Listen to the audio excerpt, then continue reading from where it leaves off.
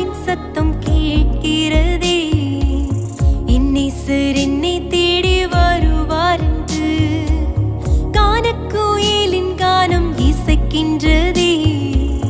மன்னவர் சிங்காரமாய் வருவார் என்று